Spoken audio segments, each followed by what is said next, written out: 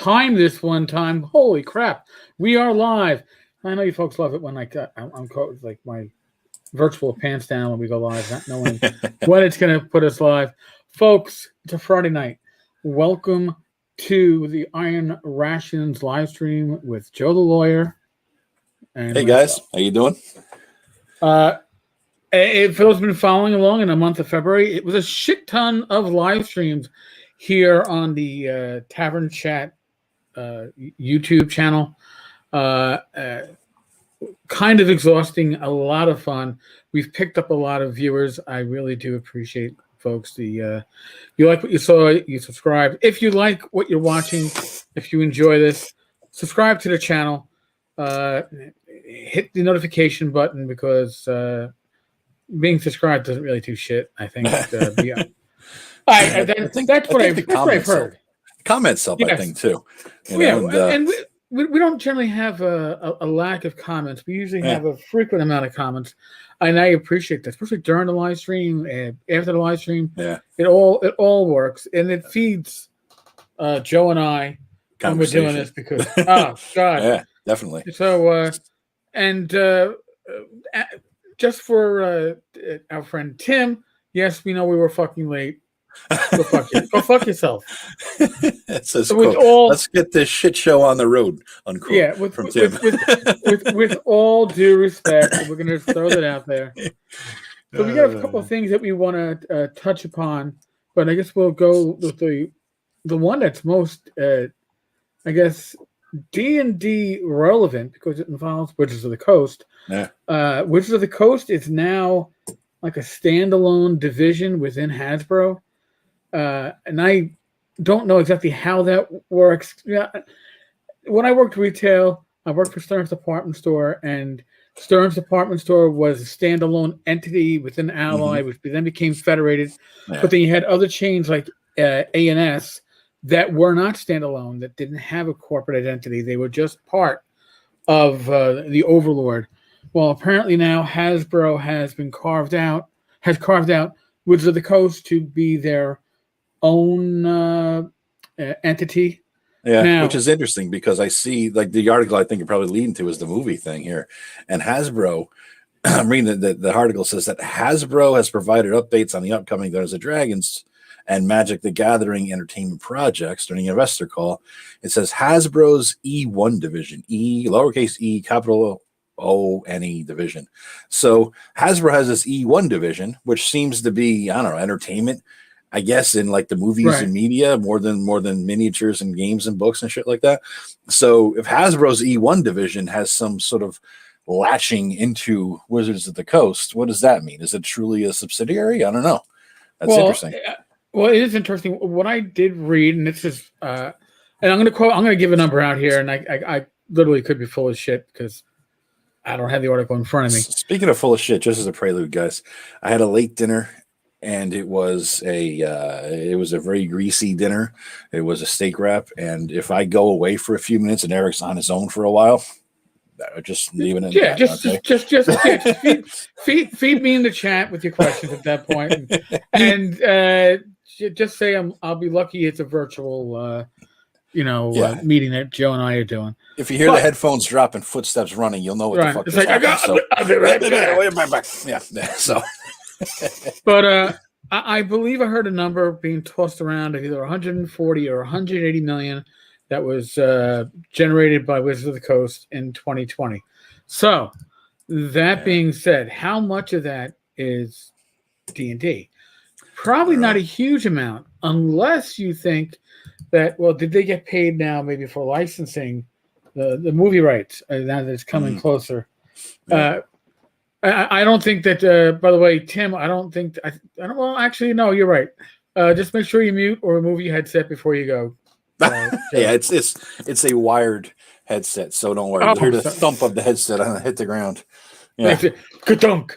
But, and something else, and you're got some more details on the movie aspect, but something else that I noticed when I read one of the articles on this is that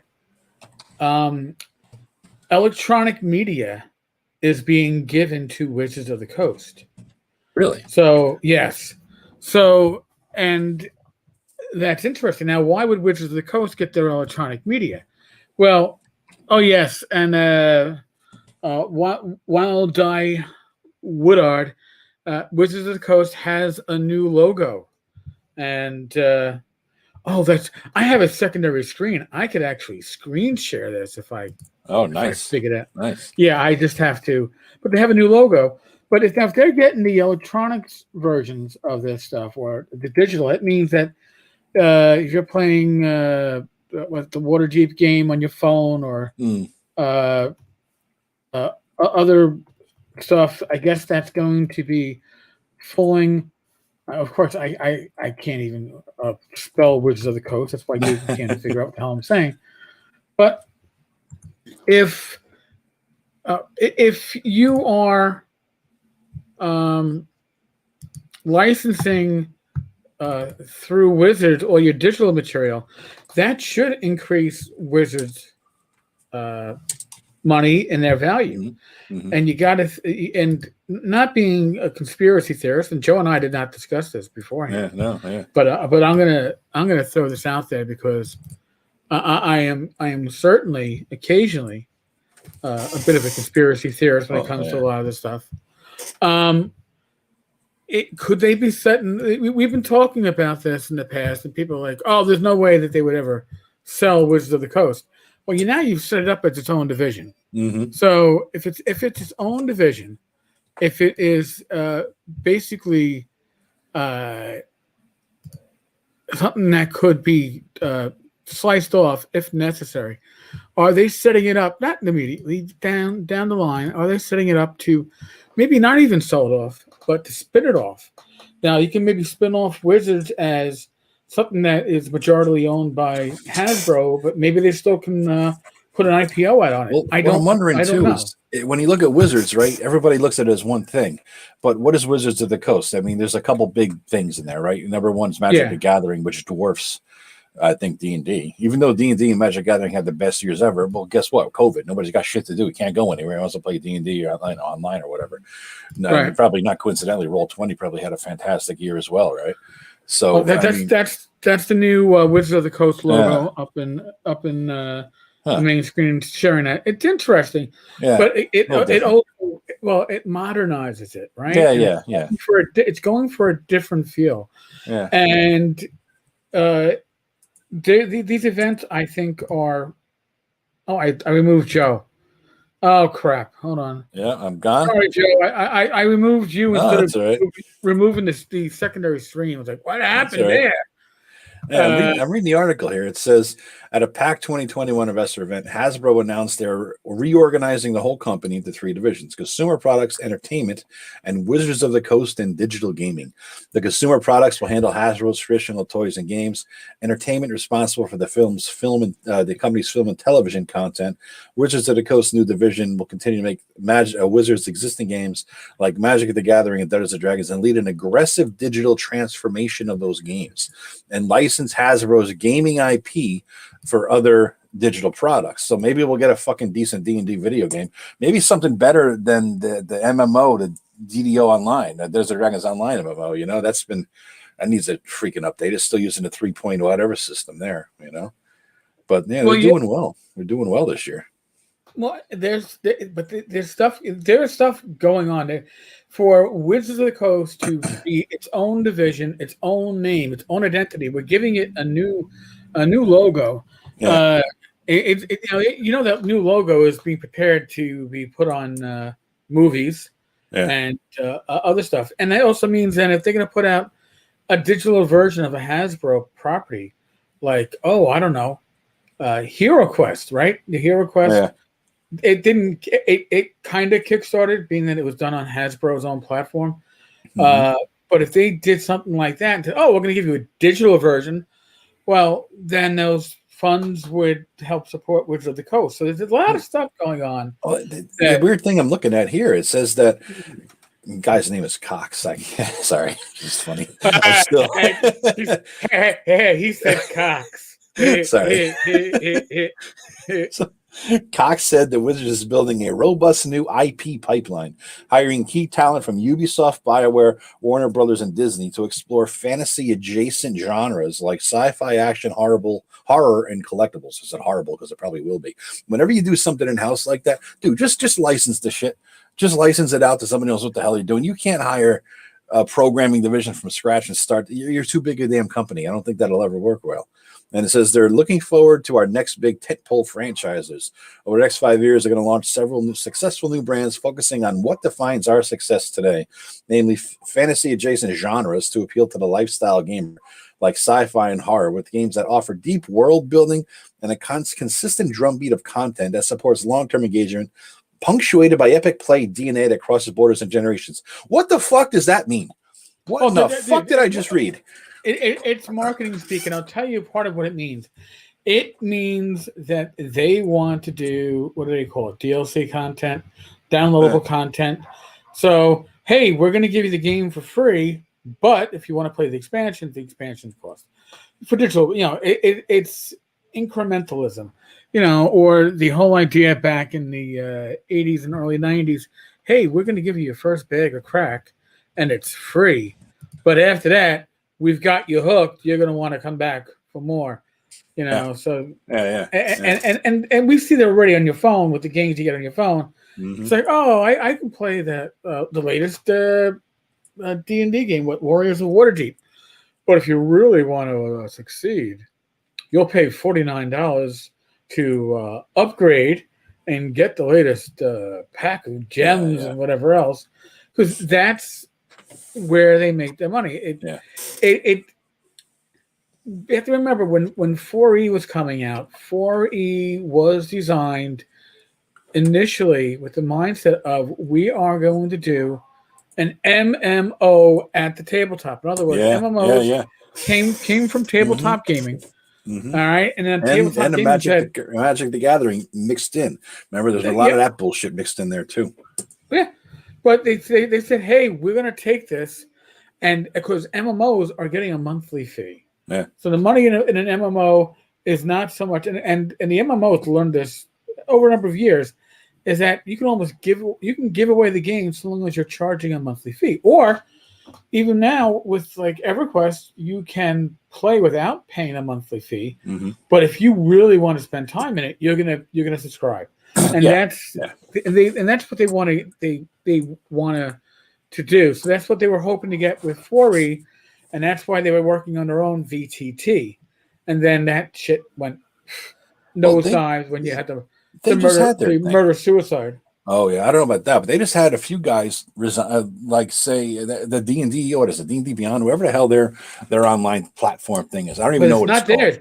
Their license, isn't D&D Beyond a licensee? What was that name of that thing? Like it's like 3 or 4 people just resigned and announced on Twitter, "Oh, it's been great working here. See you later." The old resignation / I need a job, son of a bitch. Give me anybody looking, anybody hiring. So whatever that digital platform was that they had that I never used because I don't even know what the hell it is. A few people just resigned. I wonder if this is like the first step in the redoing of all that once they bring in all these people. Well, all right. I just looked that up real quickly. And D&D Beyond top figures resign. Yeah, that was a big deal. There was a lot of people, a lot of talent there. I don't know what the hell D&D Beyond is, but if a bunch of top people leave, that's not good.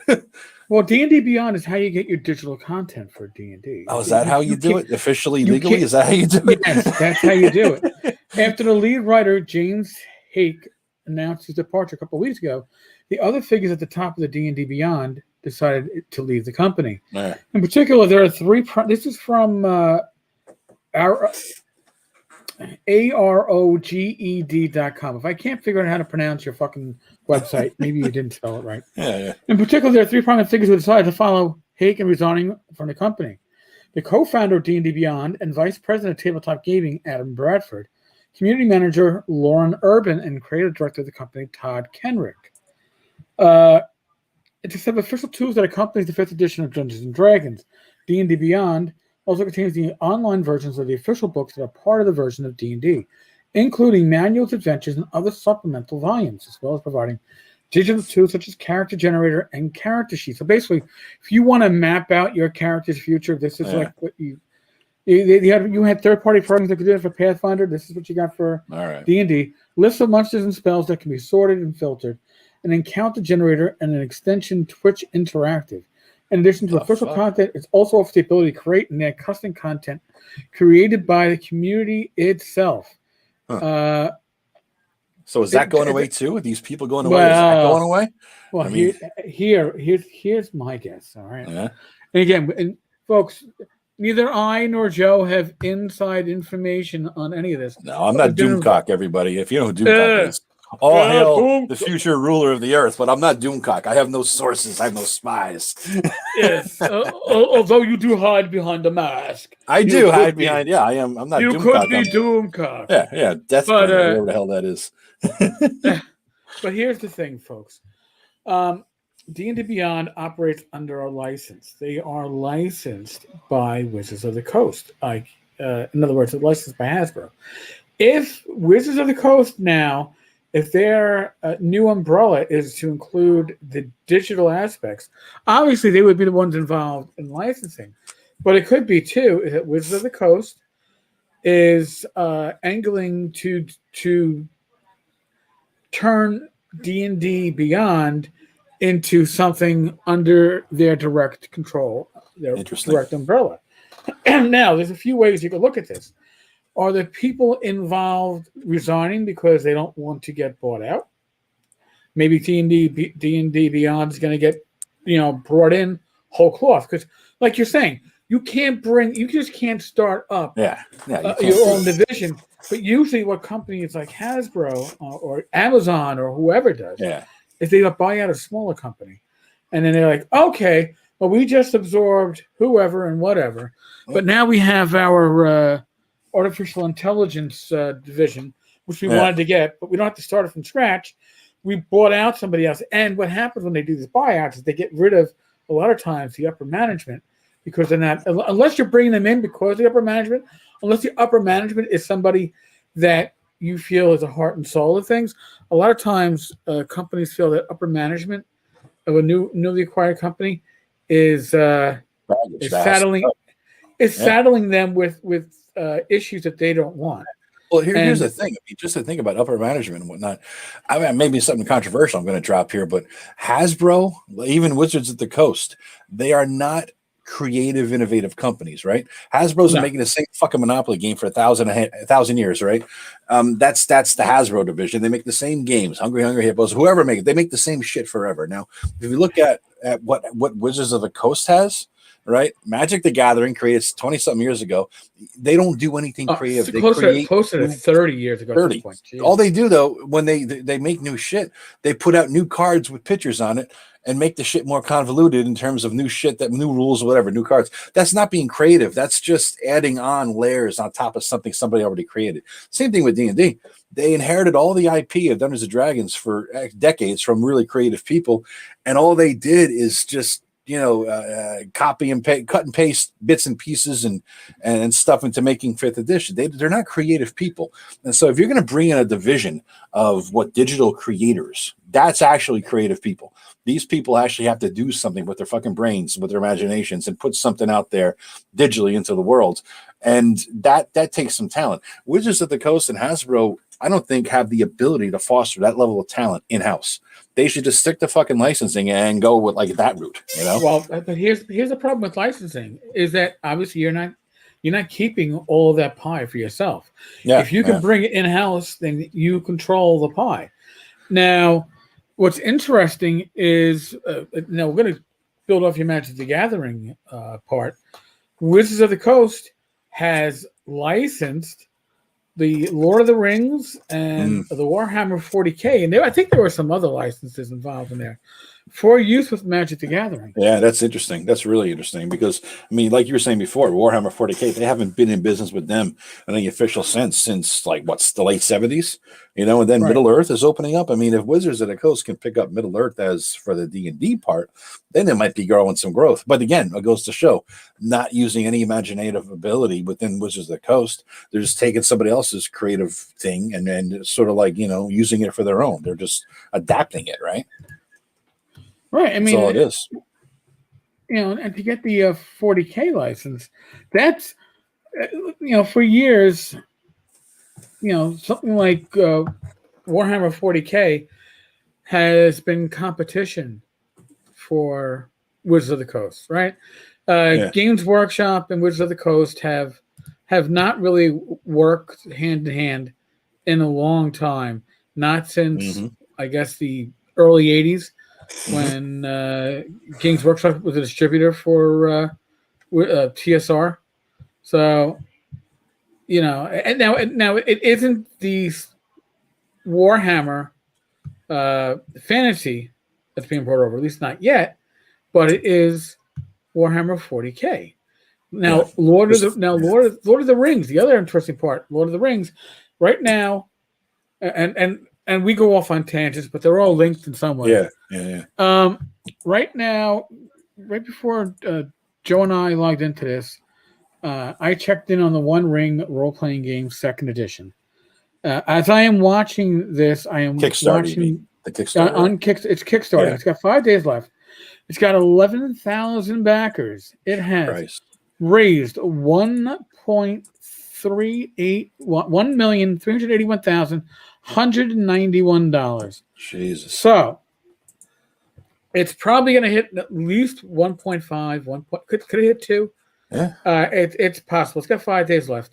It's got momentum at this point. It's going to show up on everybody's top lists now, Now, with the licensing now of Lord of the Rings, that's obviously building off the One Ring property, and it's building off of, is it Amazon or Netflix is working on the live stream, the streaming series. Yeah.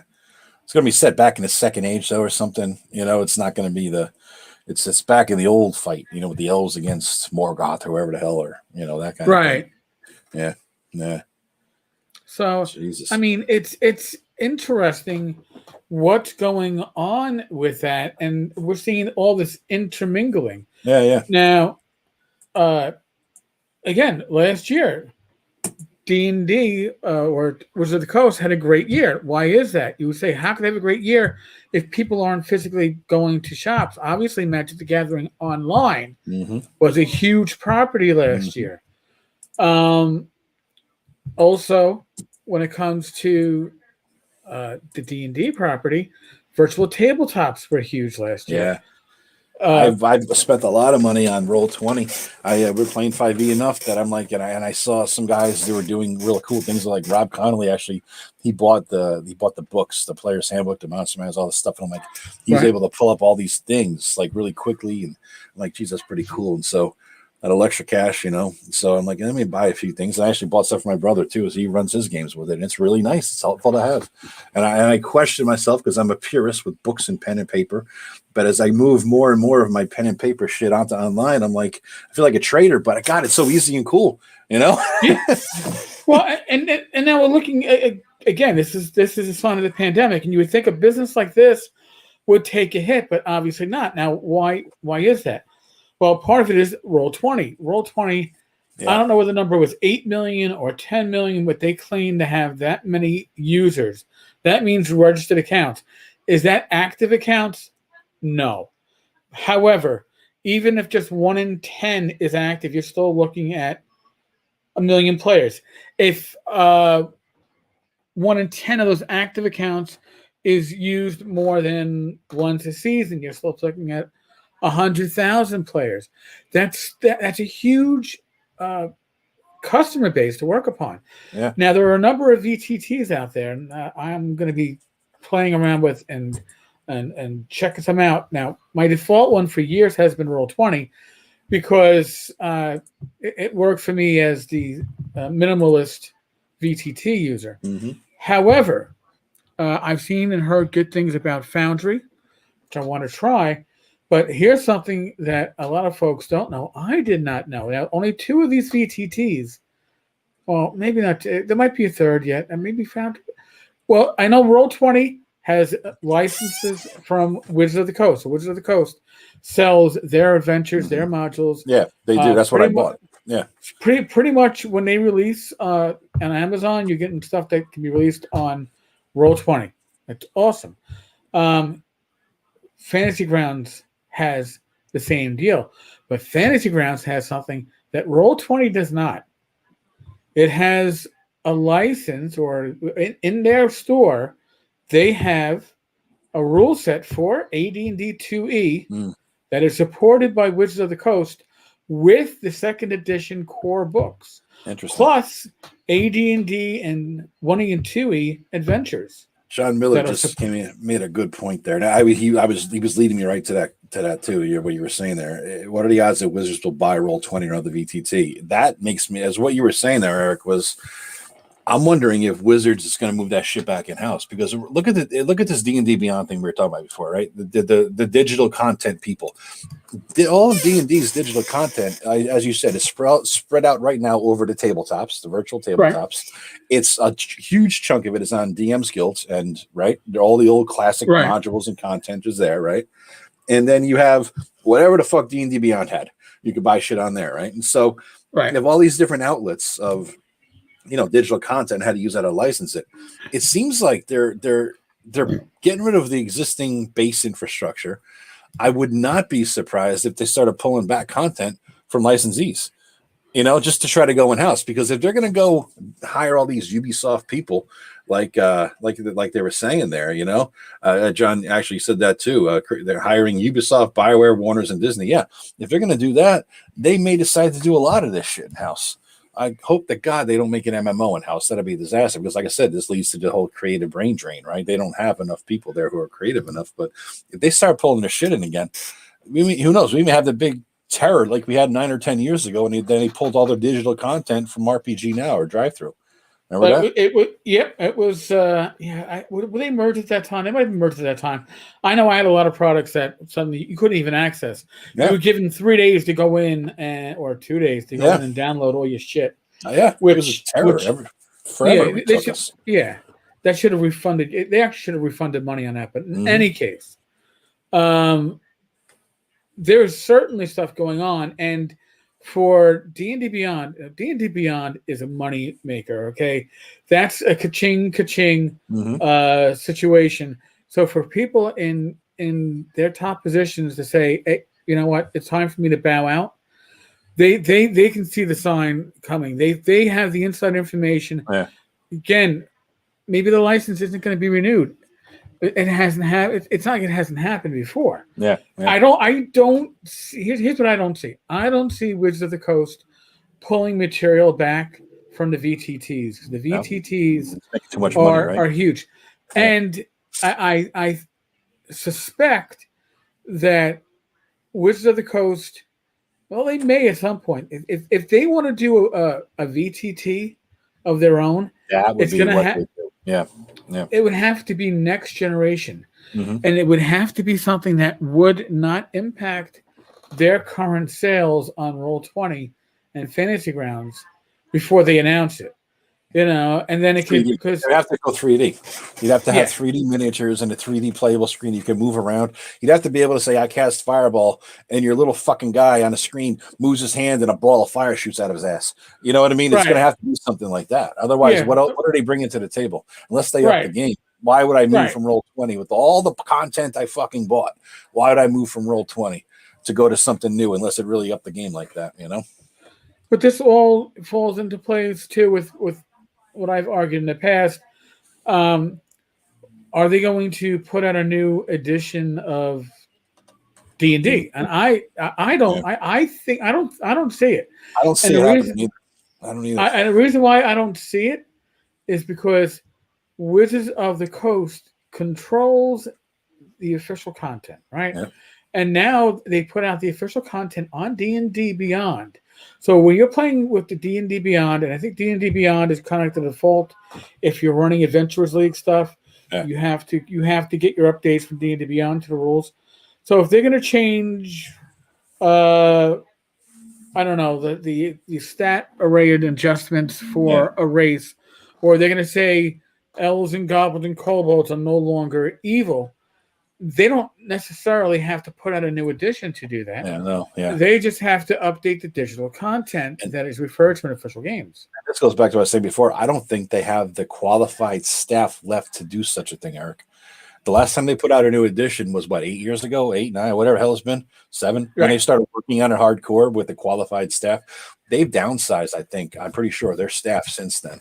I mean, the key players of 5e are gone. They're just putting out shit, from what I could tell, every couple times a year. I haven't bought the last Tosh Cauldron of bullshit yet. I won't do it. It looks stupid, and the quality is going down. But what I think they might do, because I think they have enough talent left to do this, is reach out into all the shit for 5th edition they put out, the good and the bad, cull it, right? Because we got in 2024, we got the 50th anniversary of Dungeons and Dragons. They would be fools if they passed up that opportunity to put out the special commemorative 50th edition. Definitely. 5e book. Listen, you're gonna get your new covers. You're gonna get your leatherette version. Yep. You're gonna get your slipcase version. Mm-hmm. You're gonna get a classic version. If we get Greyhawk back, Greyhawk's gonna be back for the anniversary. That's when you're gonna see Greyhawk, and it's gonna be a one and done. Yeah. But this new edition of D&D, they're not gonna call it 6th edition. They're not gonna call it 5.5. They're going to call it Dungeons and Dragons, and it's going to be, quote, fully compatible to the rules you have. Why? Because the mechanics will not change. Well, do they call this edition 5e?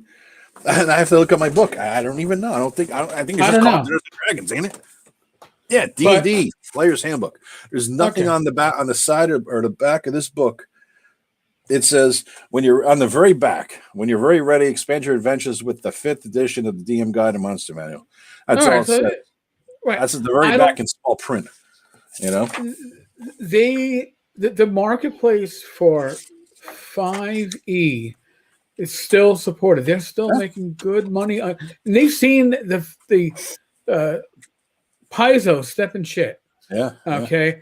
Paizo's desperate attempt to gain back market share by saying, we need to do something. I know we promised we'd never change editions, but we're going to change to Pathfinder 2 because we need more money. Because Starfinder was a prior attempt at that, and Starfinder did not reach the heights that they needed it to prevent a new edition of Pathfinder coming out.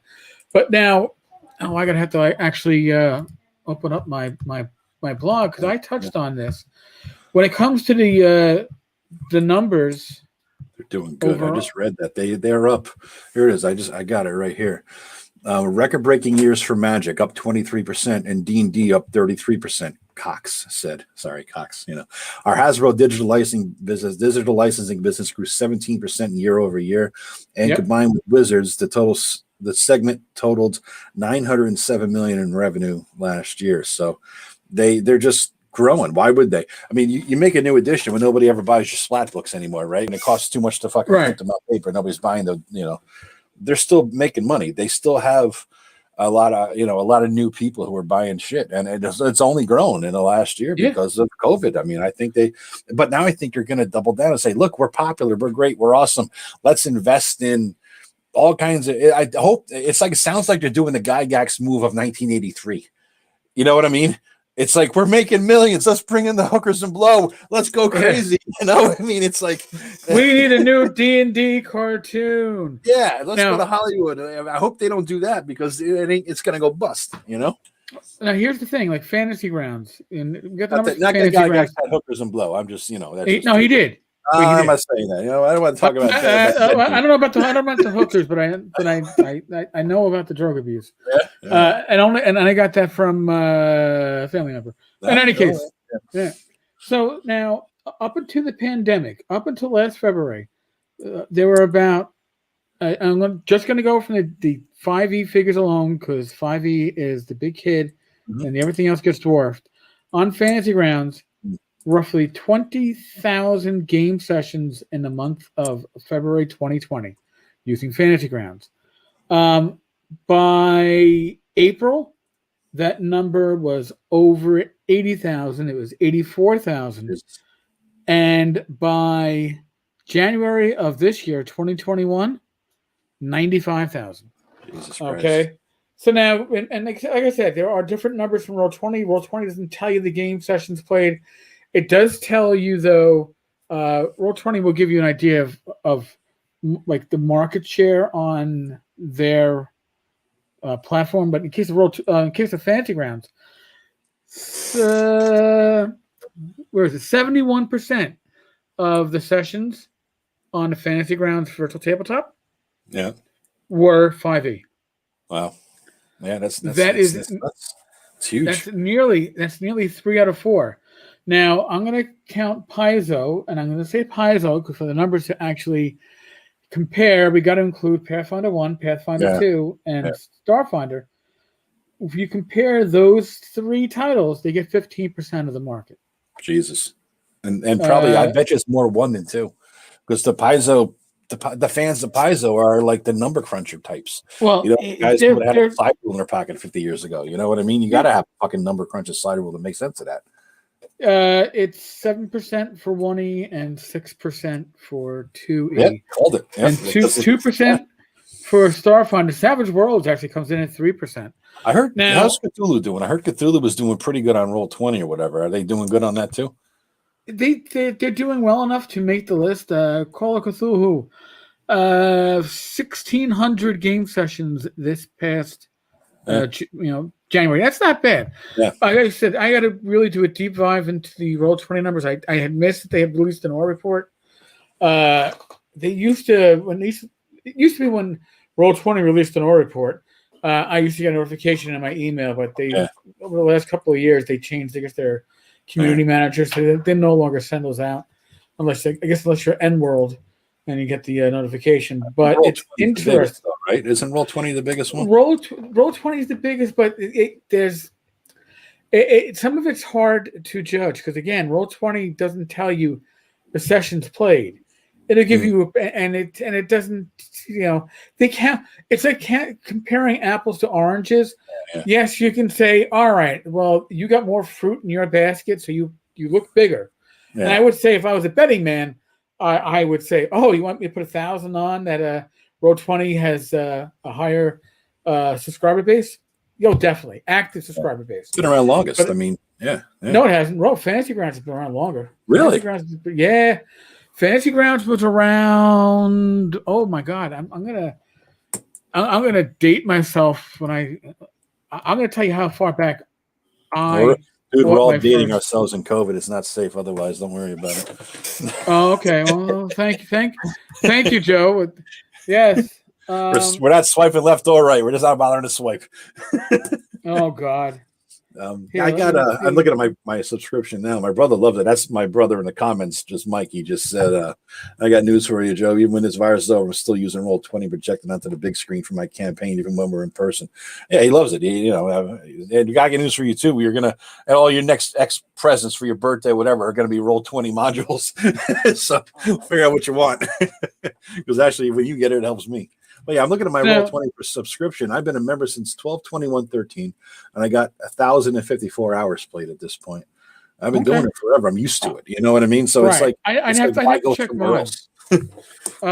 Roll20. I bought my first. My Fantasy Grounds. I bought my first Fantasy Ground license February 2nd, 2006. Christ, really? Is that old? Yes. Now it says. Now I don't know if this is apples to oranges. My order number then was 365. Wow. When I purchased the Ultimate license in 2009, the order number was 10,052. When I backed the recent Kickstarter for the Ultimate license for Unity, my order number was 326,737. Yeah. Wow.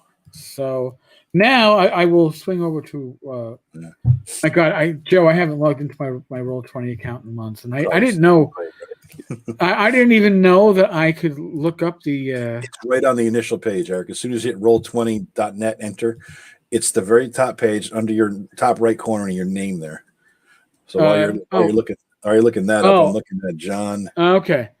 Member James? since May 2nd, 2012. Mm-hmm. 1,363 hours played. Nice. You got me beat by that. And I got a Lifetime Pro subscription. Yeah, that's lifetime pro. I'm just a pro. I backed the Kickstarter. Oh, so you're a pro forever? That's a nice deal, man. I'm a pro forever. Nice. Forever. Yeah, I wasn't doing Kickstarter back then. I was too broke. James Thomas is Pathfinder first edition bigger than Pathfinder second. From what I understand, James, that's the case. I remember reading. I am almost, don't quote me on that, so I'm pretty damn sure. I saw the Roll20 numbers as to what they're playing on Roll20 a while back, not too long ago even. And first edition was beating second edition's ass. It's like, but they don't get. I don't think that Pathfinder is the ultimate evolution of the mechanics bloat of third edition at 3.5. It's this evolution of minutia mechanics, and I don't like it because it goes against my play style, because I like a little bit more freewheeling. You roll a D20 in Pathfinder to measure the length of your shit and the consistency and the smell.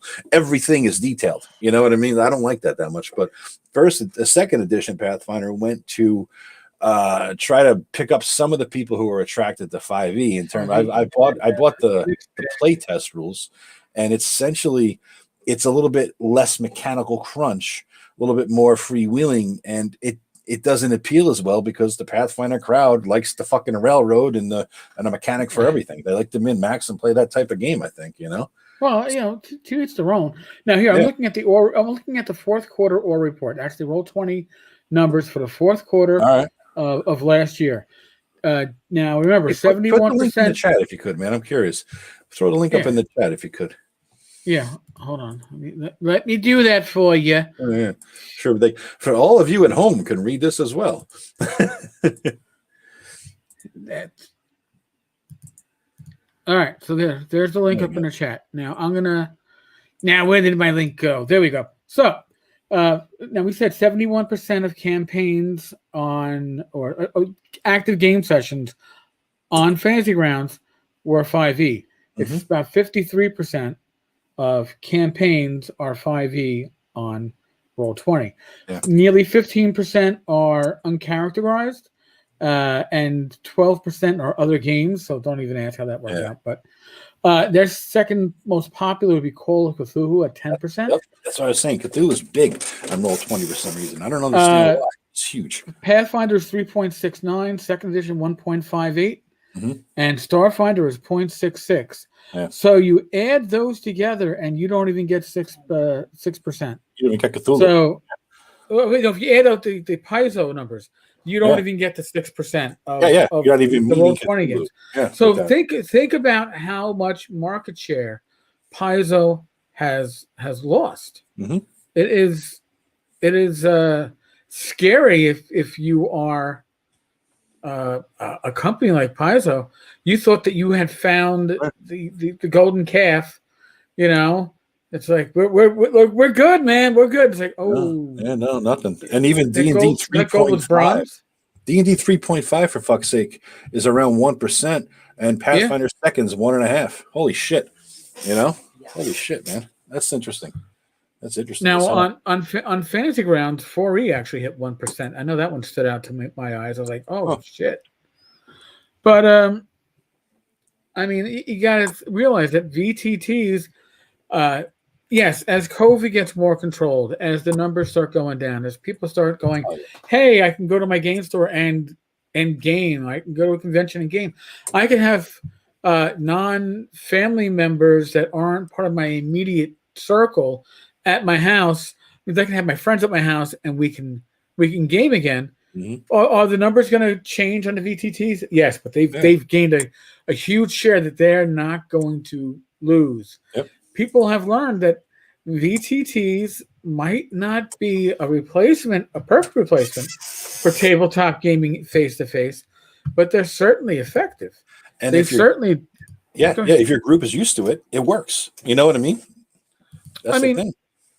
I'll tell you the truth. For me as a GM or a DM, I need that secondary screen. Mm-hmm.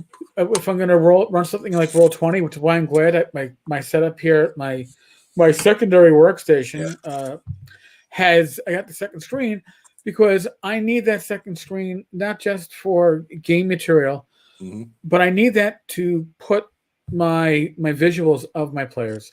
Yeah. I like to see my players' expressions and faces as we game. Yep. That's why, Joe, you've seen me at conventions. When I run a game at a convention, do I sit down or am I standing up and walking? You're always standing. God help you. 3 hours, you stand up the whole fucking time, man. Yeah. And the reason why I do that, the reason why I stand, the reason why I walk around is because I need to be able to engage my players. It's harder to do that on a virtual tabletop, especially when it comes to yes, Roll20 allows you to use voice and video. Has their video gotten better? I haven't tried it in years. I haven't either. We still use Hangouts for that, man. All of my games use Hangouts. It's weird. And the Hangouts has gotten an upgrade now. It's no longer Hangouts. It's Google Meets or some shit like that or something that's called. I don't even know. But yeah, that's all we use at this point. But what's interesting? I'm just reading this little article here. It says Call of Cthulhu, according to Dicebreaker, Call of Cthulhu has overtaken Dungeons & Dragons in popularity in Japan, where it's found an audience and younger players fresh to the hobby. That's fucking weird, man. Interesting, though. It's really interesting. That's very interesting. Yeah. I wouldn't have expected that. But then again, wait, hold on. Japan, tentacles, right? Tentacle porn is a big thing in Japan. So maybe I don't know. Yeah. But Call of Cthulhu is pretty simple, though. It's not that once you get it, it's not that complicated. It's strange. It's strange. I don't know. That's interesting, though, man. And this leads us all to what we're seeing here too, and into the movie. I mean, we were talking about that a little bit earlier too. They're going to have a D&D movie, and now they're actually casting it. They've confirmed. They've actually have some confirmed people on this. Yeah, thing. Chris Pine was the first confirmation. For those that don't know who Chris Pine is, he is the new James Kirk in the recent Star Trek movies, and he plays Diana Prince's Steve Trevor love interest in the 2 Wonder Woman movies, of which I have not seen the second because even though it's free on HBO, I've heard horrible reviews. I enjoyed the first one. Don't get me wrong. Even though when I first I went to see it in the theaters, and my niece was like, I don't know, 6, 7. And I thought it was going to be a great and empowering woman, and she's going to love it. And we're sitting down there, and about half an hour into the movie, she's like, Uncle? Like, yeah. I don't think this movie is appropriate for a child my age. Really? Oh, yeah. That's funny, man. Yeah, it's a bit too violent. Oh, okay. I'm like, okay, well, just relax and sit down and eat your popcorn. Yeah. And then like a few minutes later, she goes, Uncle. I'm like, yeah. She goes, yeah, this is not appropriate. I think we have to go. I'm like, son of a... Jesus. Listen, God bless her. Yeah, but you're still, that's the thing. That's the age you look at Wonder Woman as your hero. I think Ivy, Ivy Shorts, Happy Whisk, she loves Wonder Woman. She grew up Wonder Woman. That was a big hero. She was so looking forward to the Wonder Woman movie. And she looked up to Wonder Woman when she was a little girl as a hero. And now you got a movie that a little girl can't even go to look up to a hero. And, and that's sad, man. That's really sad. That's too bad. That's too bad. Anyway, the D&D movie here, it looks like they upgraded it. Now Hasbro has provided updates.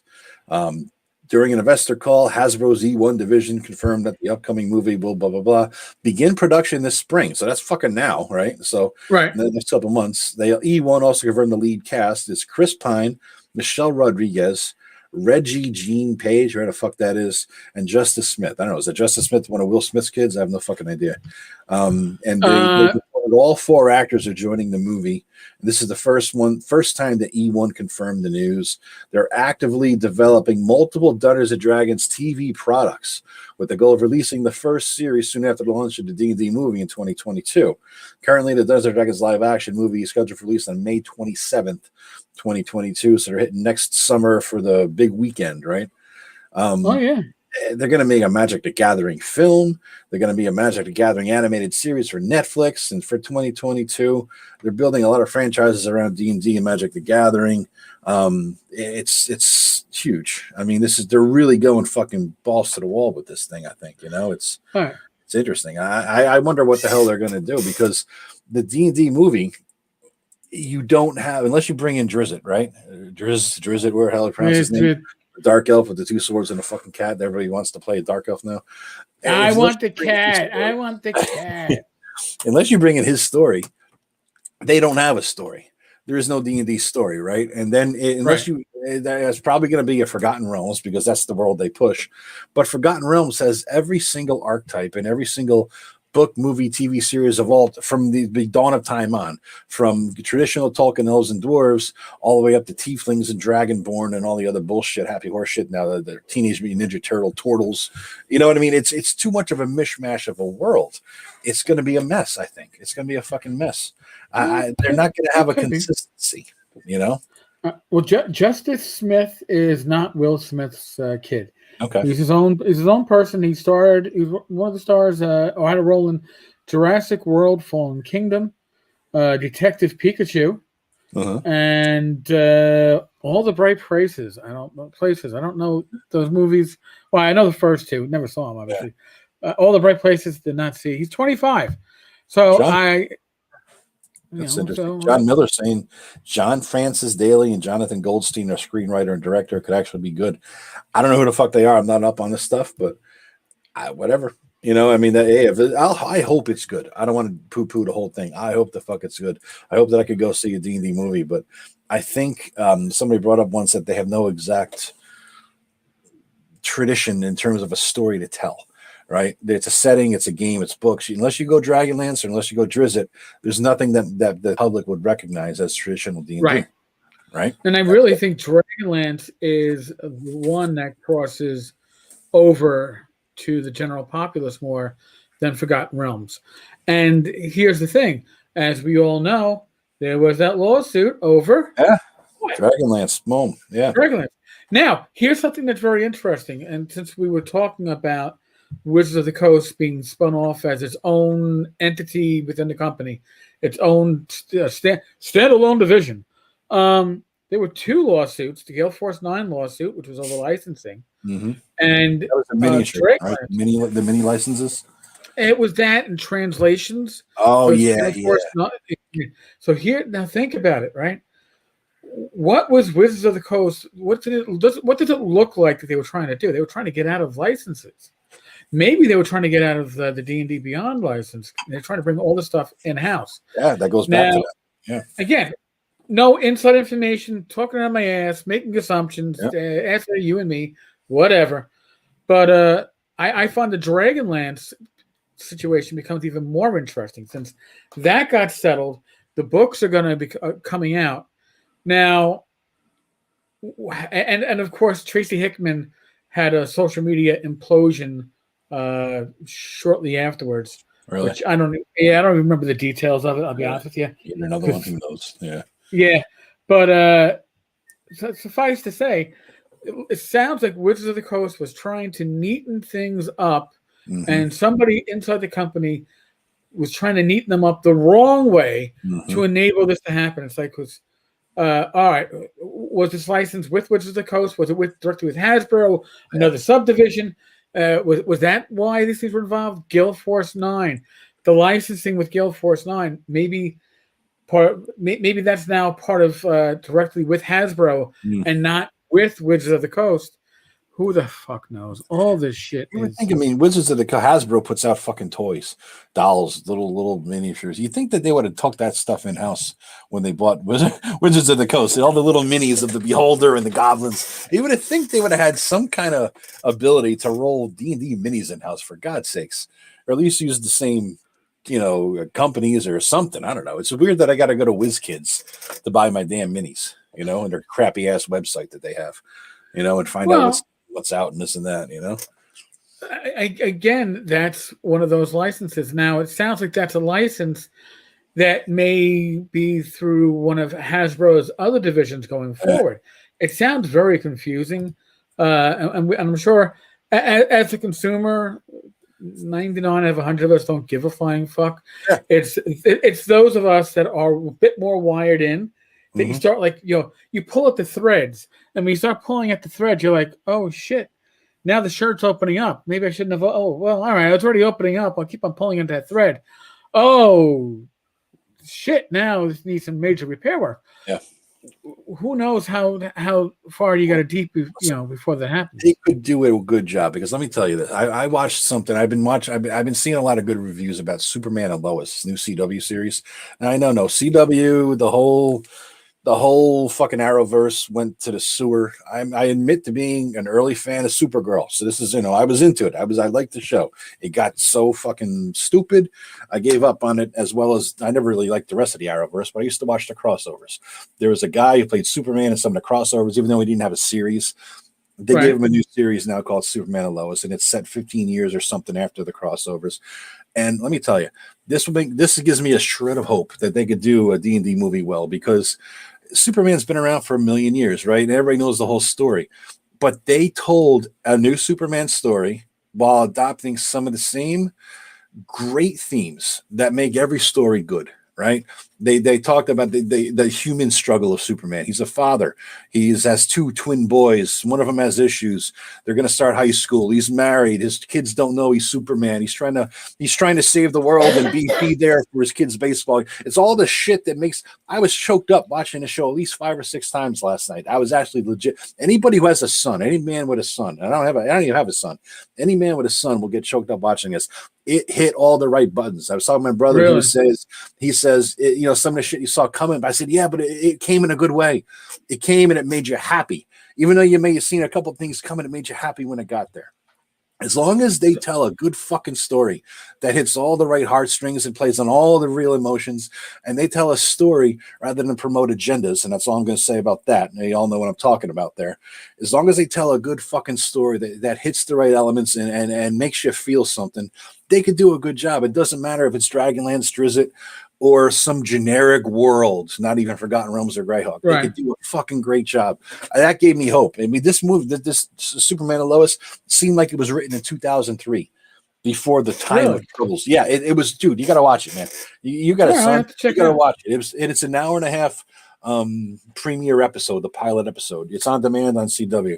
I was blown the hell away. I gotta say, I'm looking for this. Could be my next new favorite series. I really can. I was blown the hell away by this thing. Bad Mike, CW's MO is they start out good but get idiotic. Yeah, I agree. That's what happened with the one show I did watch was Supergirl. I loved it. First couple of seasons. I would go back now and watch the first couple of seasons, except it would make me depressed as to where it ended up. You know what I mean? John Miller, Daly and Goldstein co-wrote Spider-Man: Homecoming and co-directed Game Night. I liked Homecoming. I've heard of Game Night. I didn't see it. I heard it was good stuff, though. I didn't see it either. Yeah. No agendas, John. No agendas in there.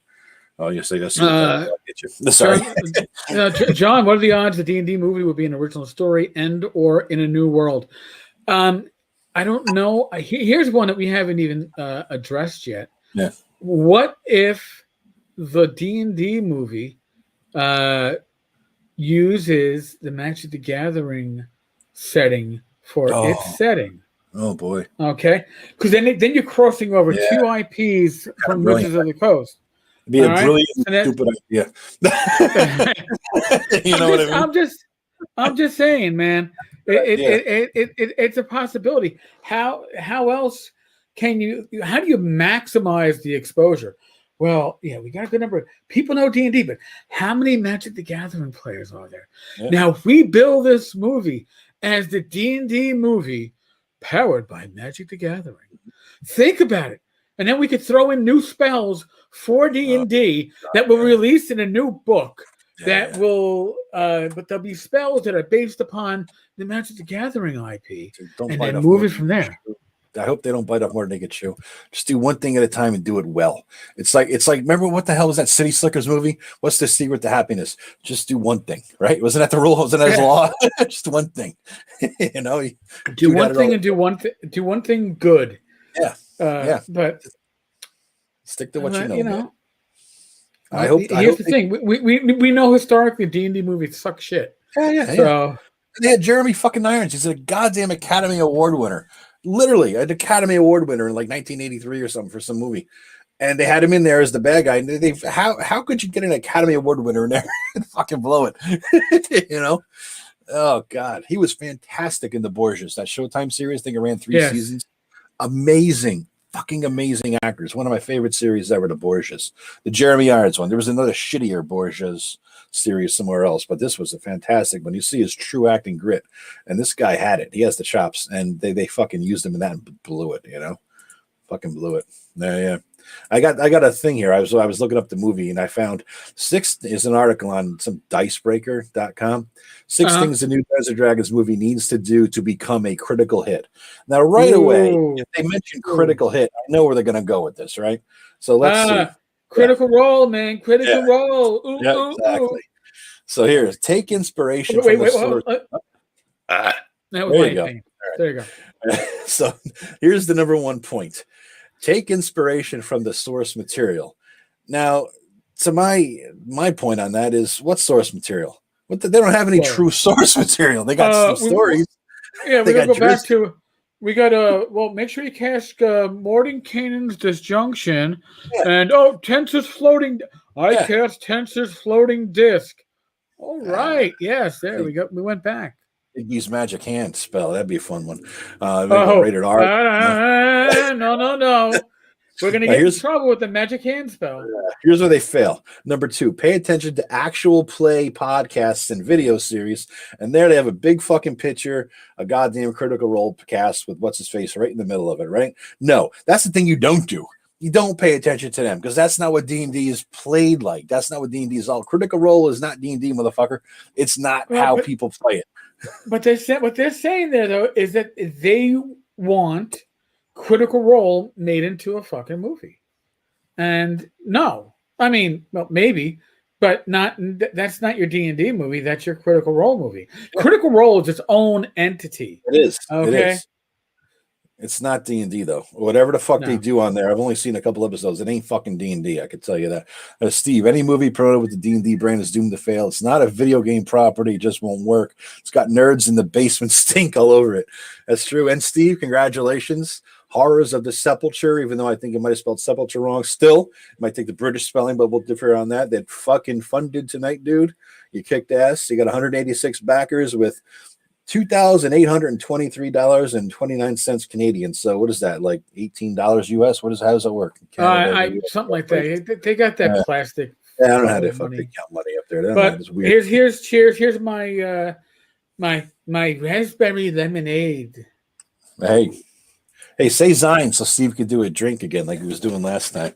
No, I've been doing Zine. I think I fixed myself. I did last podcast. He was doing shots. It for you, but yeah. Anyway, back to the 6 things here. And again, number 3, recognize its contemporaries, and then they say, unfortunately, the first D&D film didn't have many examples of great fantasy film or television to take inspiration from. Up until the early 2000s, the best the genre could offer was Labyrinth or Xena Warrior Princess, which were both good shows. I still wanted, Christ, I was dying to see Xena and that little blonde chick fucking get it on someday. They hinted at that shit, man. That was great fucking. Yeah, that was great. I was that tension there, shit. Maybe just tension in my own head, but that was we were all waiting for that shit to happen, right? Boyfriend, by the way, this was my glass for my hot tea. It's gone. It's done. It's been done had. So then they're saying though. So in terms of contemporaries, they're saying the Lord of the Rings trilogy is an obvious choice, and then Game of Thrones is another one. I don't think D&D should be like either of them, and I don't think it will. Done. They've already been done. Why would you want to repeat somebody else's story? If you want to create D&D, it's a story about action and adventure, going on quests and doing stuff and living up the high life. If you want to get to the tropes of it, it's not It's not depressing like Game of Thrones, and it's not. Even though most DMs, a lot of bad DMs, try to make a Lord of the Rings into D&D. They try to make the D&D game into a lot of Lord of the Rings. 6 men and women must go together and save the world. Because of whatever. That's the cheesiest fucking trope ever done. I hope people aren't doing it, but I think they are. 4, don't take things too seriously, and they have a flump. The stupid ass. So we can go back to having one of the Wayans brothers in the D&D movie because you need that role, right? Listen, when we play D&D, did we goof around? Yes. Joe and I have discussed that we could never actually record our gaming sessions because. Ever. No, I could because I'm retired. But anybody who actually is actively employed, canceled. No. But here's the thing, that does not make a great movie. And a 1 or 2. Listen, most good movies have that humor scene, but it's not just done for the humor. It's done to change the atmosphere. to move you from that highly dramatic, boom, light humor brings you back, and that makes it dramatic, more dramatic when it comes back. Yep. Just throwing it in for a comedic effect sucks shit. Yeah, that's terrible. I think, and just to go back to number 3, I think in terms of the movies, I still think that the best movies D&D style were made back in the 80s and 90s. Conan was fantastic. Yes. Willow, I was one of the few people. I fucking loved Willow. I loved that goddamn movie. That was a Val Kilmer with the little fucking things, and that was a great fucking movie. Anyway, number 5, channel what people love about playing Dungeons and Dragons. Then they go into what do people love about it? Is it the ability to become someone impossible, the chance to explore a world of danger from the safety of your own couch, monster guts, blah blah blah blah blah. And now they get into what they're saying is that it's whatever makes fans passionate. It has all the recognizable iconography, but none of the heart. But they say don't cater to D&D players. Don't that take the rules too seriously and gatekeep, making the hobby less accessible to newer players. It's not the role-playing game I recommend to beginners. It's definitely one they picked up most often. But again, they don't define what people love about playing Dungeons and Dragons because you can't. Because you know what people love about Dungeons and Dragons is getting together with their fucking friends with a beer, shared experience. Theme. It's a shared journey together that the roll of the dice creates stories that you're busting their balls for 15 years later.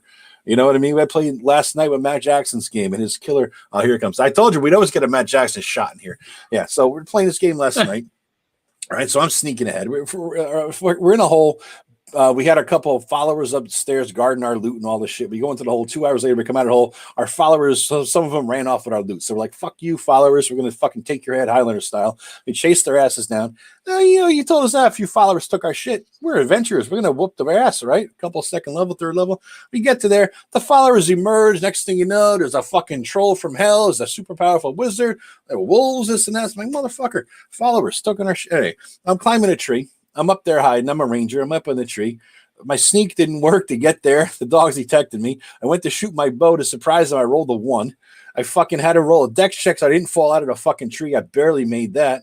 And then I ended up, the super wizard cast a sleep spell on me, and I fell 40 feet Rambo style through all the branches, landed on the ground, rolled. I didn't break the bow that I landed on, but I nearly fucking died.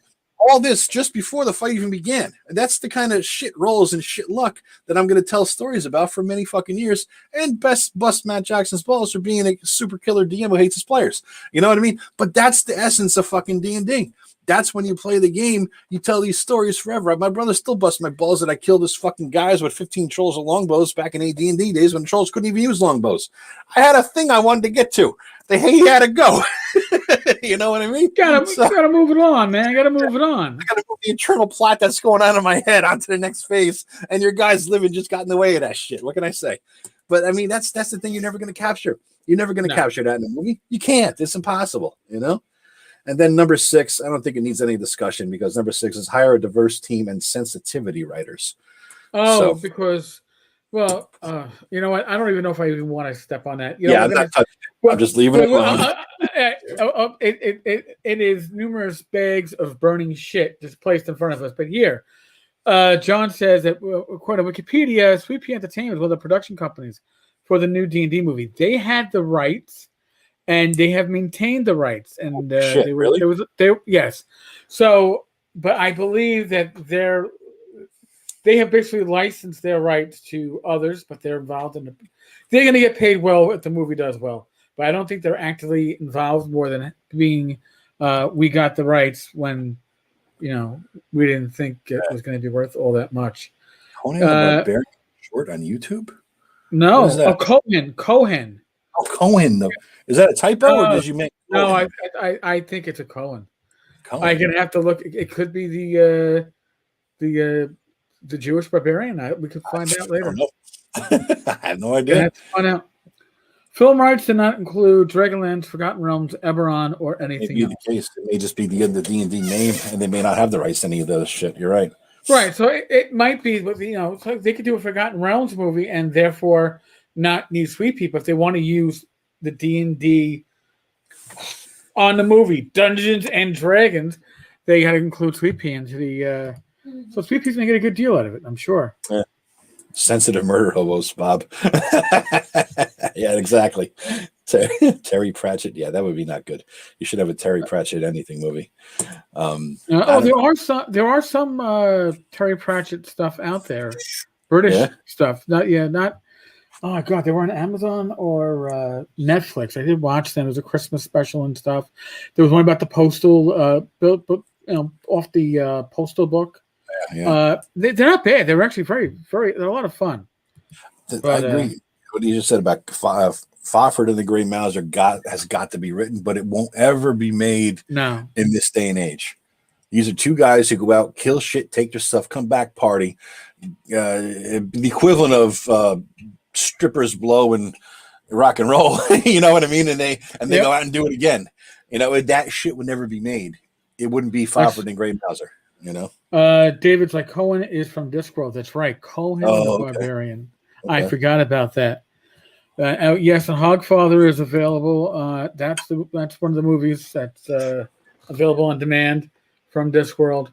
Fafhrd and the Grey Mouser. If they did it today, it would be like Bill and Ted. Mm-hmm. All right, that's what you. Yeah, and it'd be like, okay, this isn't quite what I signed up for, but they feel that they have the right combination to make a really boring. They wouldn't do it justice. Conan, the way Conan is written in the books, would never go over well either. They have to do the Milius, whoever his name was, who did it back in that was a great one. The Schwarzenegger one, that was fantastic. It wasn't perfect, but it was fucking good. I'm looking forward to Dune. I'm hearing good things about Dune, especially books made into movies. You guys ever? I don't know if you guys are Dune fans. I was a massive Dune fan in college. Every semester, never read it. Really, dude, you got to read it, man. When I was in college, I bought it because there's a used bookstore near the school, and every semester I want to read Dune, so I go to the used bookstore and buy a new one for $8. By the time I graduated, I had 8 or 9 Dune books at home. I kept the best and got rid of the rest. And I just read the series over and over, especially God Emperor of Dune. My God, that was mind blowing shit. But the new stuff that his son putting out with some other writer, whatever, I take it or leave it, But what Frank Herbert actually wrote, and I hope that the new Dune movie does a good adaptation of it. I'm one of the few people who liked the fucking Dune movie that was put out in 1980 something with who the hell did that? Was Sting in that movie? Yes, that one. That was the one. Yeah. All right. It was good, and not too many people like it, I think I saw the movie because I remember Sting was in it, but we can go back to that time. It's like, Flash Gordon. Remember Flash Gordon from those days? Oh, jeez, that movie did not age well. No, I think David Lynch did the movie. Beavis and Butthead do Fafhrd and the Mouser. That would be good. That would be interesting. Man, there's another entertainment type of thing that doesn't fly today. Beavis and Butthead wouldn't stick with anybody. Kids today would never get the humor. No. I'm surprised something like South Park is still not just on the air, but the older episodes age well, surprisingly enough. And the new ones, some of them are just still spot on. I can't get beyond that. Link to the troll bridge above. Yeah, I don't know. It should be interesting. Now you got me thinking though. I mean, I got my Kickstarter page pulled up here. I backed Crypt the Devil Lich for DCC. Now I'm thinking of doing the One Ring too. I mean, it's like momentum. Once you get a certain momentum and a wake behind you, your wake just pulls people in with this One Ring thing. But, oh God, yes. The Crypt of the Devil Lich looked pretty good too. It's made for DCC and 5th edition. I tried to convert that over into 3X days from what it was originally written for, which was probably AD&D or some old school book, and try to convert it to 3 point whatever or Pathfinder, and it didn't convert well. So I backed it because I recognized the quality of the adventure, but I wasn't good enough to convert it over as a DM, and I wasn't good enough to run it well as a DM, and my players weren't good enough at old school style games to play it well. It was just a big mismatch. So I'm looking forward to seeing what they do with the 5th edition version of Crypt of the Devil Lich. They're making a 15th level adventure, which is a rare thing to have such a high level adventure for 5th edition, Right. Well, they're making a new Beavis and Butthead movie for Paramount, according to John. That's scary. The new Ravenloft book with the sparkling vampires. They sparkles. Now I'm looking at my Kickstarter email, which shows some current projects that they're highlighting. And Coral Island has raised $1.254 million. Jesus fuck! And it's reimagining the farm sim game. People still play farm sim games. I mean, I know Tim. City things. Yeah, well, Tim Cash used to play Pot Farmer, but I mean, Farmer? You mean in real life or no, on his phone. I used to talk to somebody like, oh yeah, hold on, I gotta finish planting my crops in Pot Farmer. I go, Pot Farmer? Yeah. Don't worry about it. It's like that farmer thing, but it's for pot. That's funny. Yeah, it's amazing what raises money. Hey, Zombicide. Now I've seen the Zombicide board game, never played it. Mm-hmm. I would never have guessed it would raise $1.6 million and have 11 days left to go. Jesus. I mean, are people really stuck at home and you're going to break out Zombicide to play with your kids? Hey, little Johnny, little Melissa, sit down and we're going to play Zombicide. Well, you know The Walking Dead, which I don't let you watch because of the graphical violent scenes and sex, but we're going to play a board game that's kind of like that, but it's funnier, so it's okay. Let's enjoy it. I don't see it, man. I just don't see it. Maybe I'm looking at this thing now. Now you got me looking at shit. I pulled up a search that has basically the biggest, most money raised in this and that. The Seeker's Guide to Twisted Taverns raised $1 million fucking. What? The Seeker's Guide to Twisted Taverns, a 5th edition supplement with fantastical pre-made taverns, inspiring story hooks, and lovable NPCs. Dude, if a fucking Kickstarter can raise $1 million with taverns, why has Tenkar's Tavern not done $1 million fucking Kickstarter? That's all I'm asking, all right? First off, Tenkar does not do Kickstarters. I just support them and critique them, but $1 million bucks, do a fucking Kickstarter, man, motherfucker. Jesus Christ. Listen, now, who was involved in that party? There's got to be somebody who brought in the 5e players. I mean, I could bring in $11,000 backers. Let me see. If I was going to do that, I would need somebody to do a good map. I would need a good artist, and I would need a James Bond quality writer. So you need to license your name, Tenkar's Tavern, to do the Tenkar's Tavern book. That's what it comes down to. Right. I mean, Tenkar's Tavern has made appearances elsewhere with my consent. It's in Domve by Pete Spawn. It's Teknar's Tavern is in Bard's by Frog God Games. Yeah. With an obvious version of crotchety retired watchman dwarf barkeep. It's made an appearance. Oh my god! I don't know who this person is. Elder Manson. Yeah. Who the fuck is it? I have no idea. But they got $1 million for a book of bars, dude. A book of bars, $1 million. What the fuck, man? We're doing something wrong in life, dude. That's all I gotta say. That's all I gotta say. We got $1 million for a book of bar drinks and bar layouts, for fuck's sake.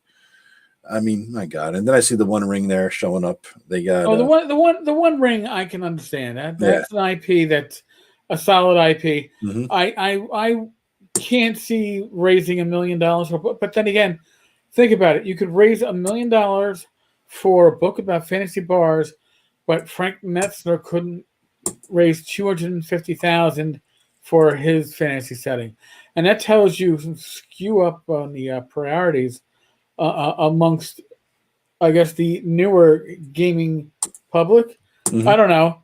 I can't go to a bar. Like maybe it's I can't go to a bar, but I want to read about fantasy bars. I'm willing to plop down that money.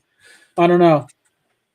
You got to do a Tenkar's Tavern Kickstarter. Get the talent lined up. John Miller's fucking right. Alyssa Faden, Tim Kask, Bad Mike, Zach Laser. You have the talent lined up. It's true, man. All you gotta do is focus. You gotta focus on like the dude from that movie. Focus on one thing and do it well.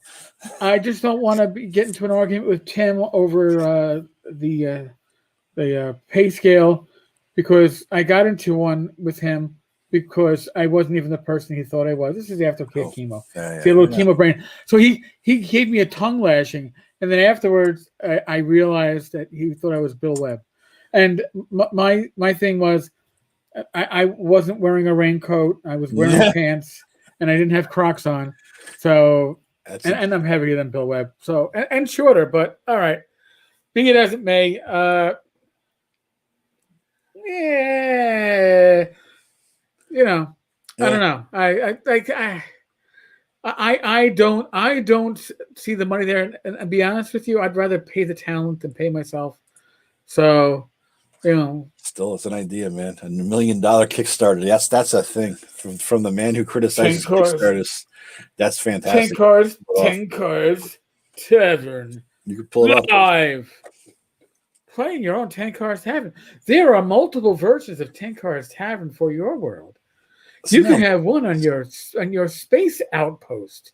Tenkar's Tavern. I almost want to back it just to see. It's again, it just brings you in the wake of it. It's like $1 million Kickstarter. Now I'm like, what the fuck is so good about it? I gotta get it. I gotta look at it. I gotta see it. Wait, it's live right now. It's live now. Yeah, it's live right now. The Seeker's Guide to Twisted Taverns. And if you back it, let me see the levels. It's almost 1.1 for fuck's sake. 85, 125, 250. Holy Christ, $250. What the hell are you getting for $250? It's 7 days to go. You get a Stein. Shit. You get a tavern style Stein for the big one. What's a plastic chibi? What the fuck is a chibi? Anybody know? Pop out card modular tavern set, special dice in wooden case, leather bound book, Seeker's enameled pin, tavern dice. You can need tavern dice too, man. The Secret theme playing cards, tavern. Oh, for playing cards, like you're playing cards at a bar. Tavern quest board, map pack, hardcover. What the hell is this? Oh, they offer Stein. Yeah, right. Already in that level, I'm like, Yeah, I know. Beer Stein. Gee, I only hit the pack for 125 to get the Beer Stein as part of my package. But I'm still wondering what the hell it is. I mean, looking at the picture here. Well, now I gotta play the fucking. Oh God, they got an animated fucking video. They got a modular tavern. Lay out we have infinite taverns because you can lay out the tiles and do your tavern. That how it goes? Yeah, I see it there. Okay. And you got cards to play cards that, dude, I gotta say, I'm a little tempted. You know what? I could back for $1 and just get the Stein for another 20. Yeah. That actually is. That's a cool looking Stein, I gotta say. It is looking like for my Stein collection. That is certainly but holy shit. I mean, this looks pretty cool, man. I gotta say. Dice in the But here they say that they are a collection of YouTubers and game designers. So I haven't scrolled down far enough in the page to see who's involved in this. Yeah, I don't know. Oh, here we go. Elderman. Okay. So Logan Reese. You know who he is? I don't know. Now Ona Christensen. Don't know. Catherine Griggs. And then you got some other first names because we don't know who they are. So really, I don't know, but more power to them. Yeah. No, it looks pretty cool. I gotta say, I was slightly tempted. I mean, playing cards, dice, the Stein, they did it well. Go figure. Yeah, it's interesting, man. All right. I'm interested more in this than the One Ring one. I gotta say that. But anyway, we'll see what happens. Well, it's been an hour and a half, man. I'm talked out, I think. It's okay. I managed to hold it in too. I didn't have to do the run to the bathroom. Yes. Oh my God. Oh wait, hold on a second. Before we bounce out, let me get everybody's stuff here. For Heart and Sound, maybe a Kickstarter based on an accessory or Swords Wizardry Continue Light, like a module based on Tenkar's Tavern as an adventure base with a nearby dungeon and hex crawl. That would be awesome. And if you think that you could write it up, I'm sure you can figure it out. I'll tell you right now, I'm using the free town, city, setting and dungeon map generators on itch.io for an upcoming project because they are lovely and they are commercially available. This is peak Kickstarter. They throw in they could throw in a BJ and a towel if you pledge at the God Emperor level. All right. And you might even get a reach around at some point. Oh, here it is. A chibi is a chibi. Yep. Style presentation of the human form. What the fuck is that? All right. So it's a stupid thing. Okay. Hold on a second. I'll show you kind of what a chibi looks like. It looks like when you turn around, it looks like you're sitting at the bar with all those people, and now you're walking through the bar. Dude, you forgot you're wearing your tighty whities. What are you doing? I am not wearing my tighty whities. No, you should have said you were. Keep up the illusion. All the people who are listening on the podcast have to go onto YouTube now and see it. So now, does this character look at all familiar to you? Fuck is that? No. All right. Have you Baldur's Gate? Oh, okay. Go for the eyes, Boo! Go for the eyes.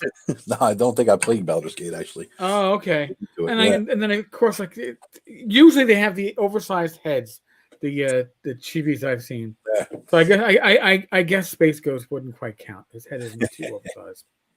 But yeah. So I had to get into the Ranger because taking shit from Matt here, man.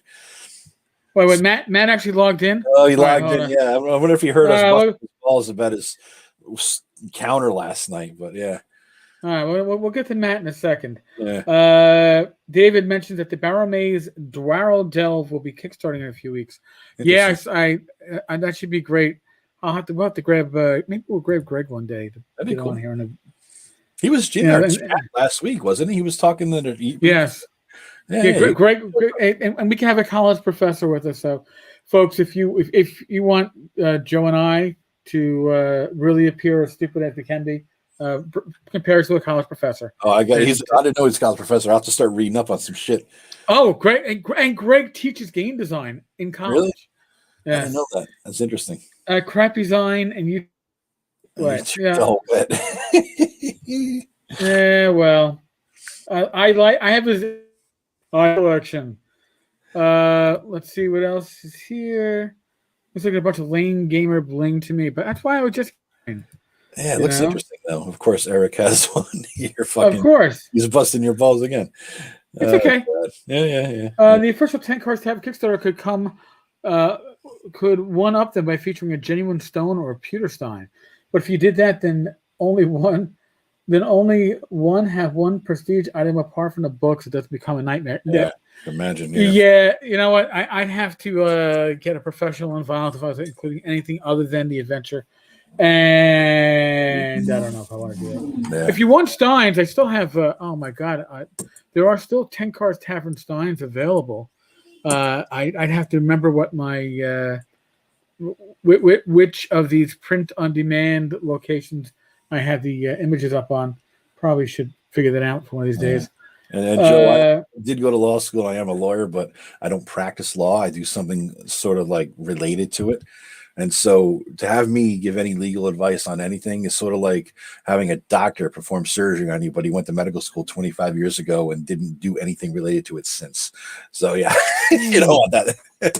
Kind of like Dr. Fauci giving medical advice at this point. I know. So, all right. So as we're wrapping this up, and obviously the elephant in the room is COVID. So I've been saying this before. You all claim that common sense will prevent you from throwing that fireball that you just told me you're throwing into a 10 by 10 room. And I just told you that you killed half your party with the backlash. You're like, I've got common sense. I would never do that. I know better. Use your fucking common sense when it comes to COVID. Mm-hmm. All right. You can't keep others healthy and safe. You can't help them if they become ill if you don't take care of yourself first. So use your common sense. Be safe, be well, God bless. Roll those dice. Knock on wood. Guys. Have a good week. Rich and I will be back tomorrow with Gamers Health around 8 o'clock tomorrow. Yeah, so that's officially moved to Saturday, right? That's a Saturday. It's moved to Saturday. All right. We've had some great response to the live streams. I really do appreciate it. Nice. All right, folks. Later. On the 12th of March, I believe. So, yeah. Woohoo. Yeah, that sounds all right. all right. Thanks for joining in.